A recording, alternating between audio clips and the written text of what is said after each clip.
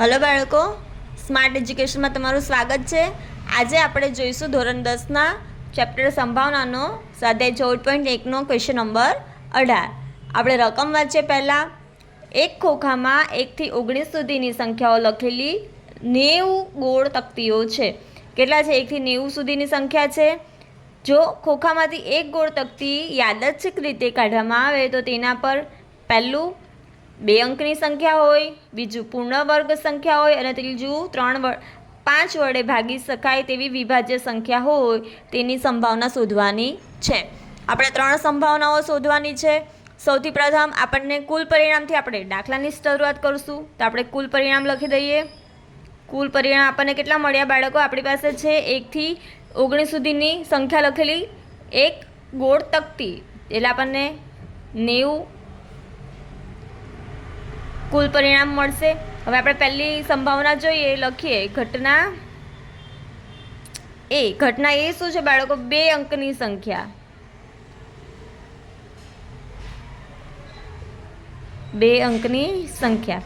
હવે 1 થી 90 સુધીના નંબર છે આપણી પાસે। 1 થી 90 સુધીના નંબર, એમાં 2 અંકની સંખ્યા જેટલી છે એની સંભાવના આપણે શોધવાની છે। તો આપણને ખબર છે કે આપણે પહેલાં આપણે લખી દઈએ ઘટના એ થવાના પરિણામ।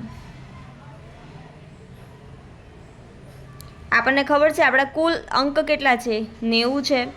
હવે આપણે 2 અંકની સંખ્યા શોધવાની છે। તો આપણે શું કરશું? 1 અંકની છે એ માઇનસ કરી દઈશું।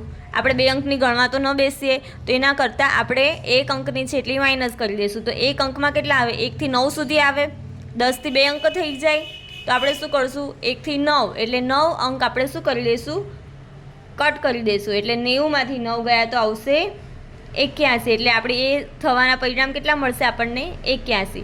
તો આપણે લખી દઈએ પી એ બરાબર ઘટના એ થવાના પરિણામ છેદમાં કુલ પરિણામ। ઘટના એ થવાના પરિણામ કેટલા છે આપણને? 81 અને કુલ પરિણામ આપણી પાસે કેટલા છે? 90। કટ થાય કોમન તો આપણે કટ કરી દઈશું। 9 9 81 થાય અને 9 દાન 90 થાય। તો આપણે 9 ને 9 કોમન કટ થઈ ગયા, તો શું રહ્યા? 9/10।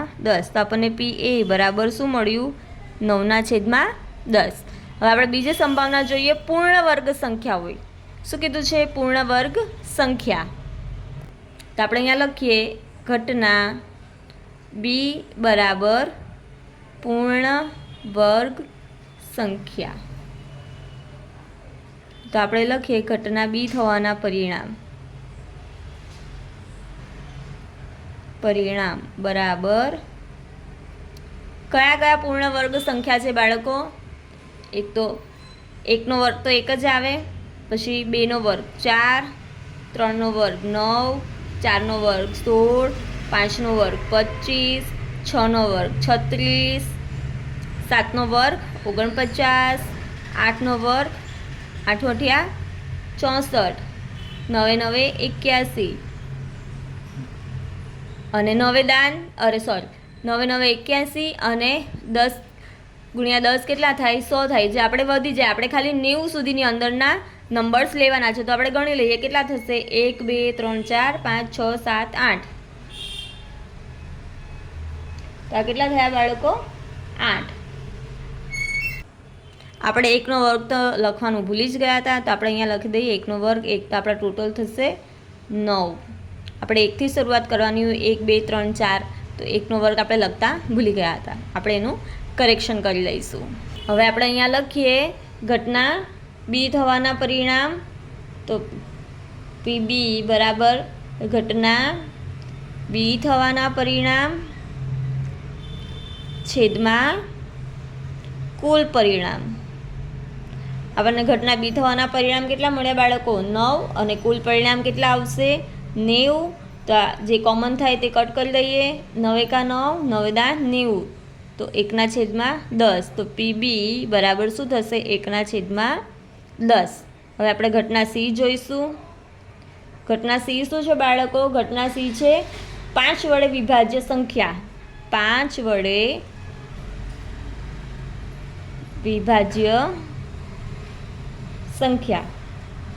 તો આપણે અહીંયા શોધશું ઘટના સી થવાના પરિણામ. હવે આપણે બાળકો જો 5 વડે વિભાજ્ય એટલે કે જે 5 વડે ભાગી શકાતી હોય તેવી સંખ્યા. તો આપણે 1 2 3 4 કરવા જઈએ એના કરતાં આપણી પાસે ટોટલ કેટલા નંબર્સ છે? 90 છે. 90 ભાગ્યા 5 કરીએ તો 18 પંચા 90 થઈ જાય. તો આપણને ડાયરેક્ટ આન્સર મળી જાય 18. અને તેમ છતાં કોઈને ખબર ના પડે તો ઘડિયાના રીતે પણ થઈ શકે. કેવી રીતે? 5 એકા 5, 5 દુ 10, 45 15, 5 ચોક 20, 25 30, 35 40, 45 50, 55 60, 65 70, 75 80, 85 અને 90. આપણે આ ગણશું સંખ્યા તો 18 થશે. 1 2 3 4 5 6 7 8 9 10 11 12 13 14 15 16 17 18. પણ હવે આપણે ટૂંકી રીત જોવાની હોય તો આપણને ખબર પડી જવી જોઈએ કે આપણી પાસે ટોટલ 90 નંબર્સ છે. 90 નંબર્સને 5 વડે ભાગી જઈએ તો આપણો 18 ડાયરેક્ટ આન્સર 18 આવી જાય. હવે આપણે અહીંયા લખશું PC બરાબર ઘટના સી થવાના પરિણામ છેદમાં કુલ પરિણામ.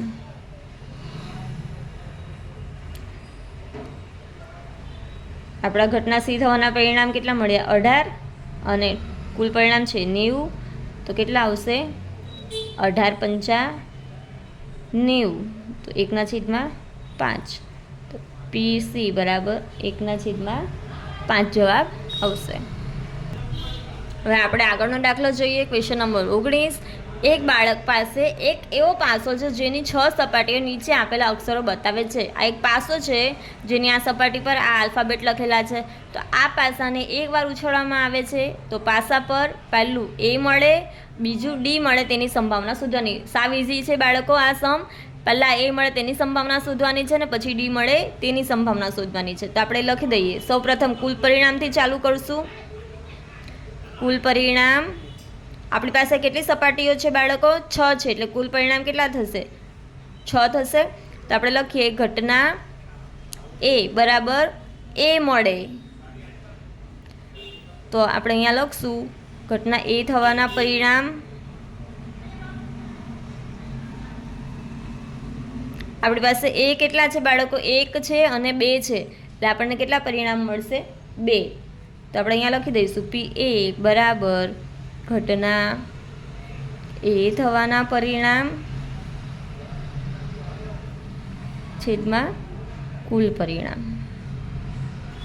ઘટના A થવાના પરિણામ આપણી પાસે 2 છે અને કુલ પરિણામ 6 છે. કોમન કટ થતું હોય તો ઉડાડી દઈશું. 2 તારી 6.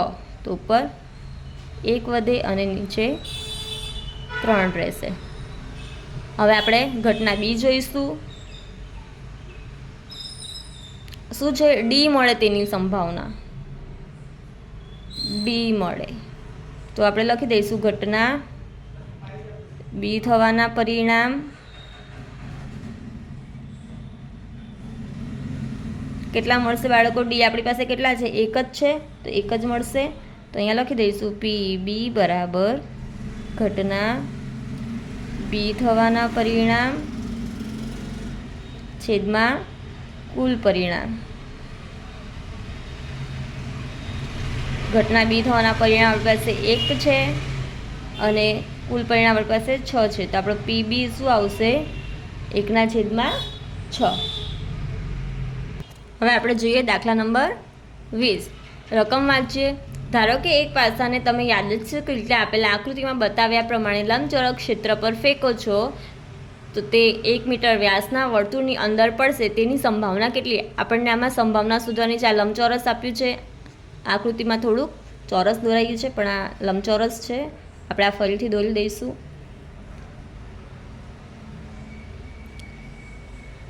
આ 3 મીટર છે અને આ 2 મીટર છે. આપણને શું આપી દીધું છે બાળકો? લંબચોરસ ક્ષેત્ર પર ફેંકો છે 1 મીટર વ્યાસ આપ્યું છે. શું આપ્યું છે? 1 મીટર વ્યાસ. તો વ્યાસ આપણને આપ્યું છે 1 મીટર. પણ એ સમજ બાળકો. હવે વ્યાસ 1 મીટર છે તો આપણે ત્રિજ્યા શોધવાની રહેશે. તો વ્યાસની અડધી શું હોય? ત્રિજ્યા. તો 1 મીટરના અડધા કેટલા થશે? 1/2 મીટર થશે. હવે આપણે અહીંયા લખીએ આપણે લંબચોરસનું.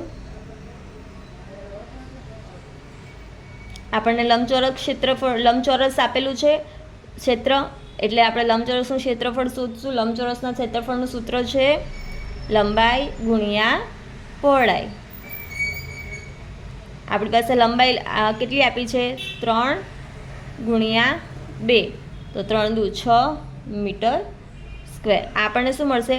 લંબચોરસનું ક્ષેત્રફળ મળ્યું બાળકો. હવે આપણે વર્તુળ, બીજું શું આપેલું? આપણને વર્તુળ આપ્યું છે, તો આપણે વર્તુળનું ક્ષેત્રફળ પણ શોધશું. તો વર્તુળનું ક્ષેત્રફળ બરાબર, વર્તુળના ક્ષેત્રફળનું સૂત્ર શું છે બાળકો? પાઈ આરનો વર્ગ. પાઈ કેટલા થાય બાળકો? આપણને નથી કીધા પાઈ, તો પાઈના પાઈ રહેશે. આપણે આર એટલે ત્રિજ્યા, ત્રિજ્યાને આપણે શું કહીશું? આર કહીશું. તો આપણે લખી દઈશું આર શું છે? 1/2 છે, એટલે આપણે અહીંયા લખી દઈશું 1/2 નો વર્ગ. વર્ગ કીધું છે એટલે વર્ગ આપણે લખી દઈશું. તો આપણે આ શું થશે? 1/4 એટલે પાઈ. આપણે આ 1 ગુણાકારમાં આવશે તો પાઈના પાઈ થશે અને 2 દુ 4 થશે. બધી સમજ બાળકો. હવે આપણને પૂછ્યું છે વર્તુળની પાસાની અંદરનું ક્ષેત્રફળ. તો આપણે હવે ડાયરેક્ટ સંભાવના શોધી દઈશું. PA બરાબર આપણે પાઈ આર વર્તુળનું ક્ષેત્રફળ છેદમાં લંબચોરસનું ક્ષેત્રફળ. તો આ વર્તુળનું ક્ષેત્રફળ છે, આ લંબચોરસનું ક્ષેત્રફળ છે. આપણે આ નંબર હોય તે અહીંયા નીચે આવી જશે, તો આપણે આવી રીતે લખીએ છીએ એવી રીતે, અને ગુણ્યા 6 કરી દઈશું. એટલે પાઈ 6 ચોક 24, પાઈના છેદમાં 24. તો PA બરાબર આપણી થશે પાઈના છેદમાં 24. ખબર પડી બાળકો?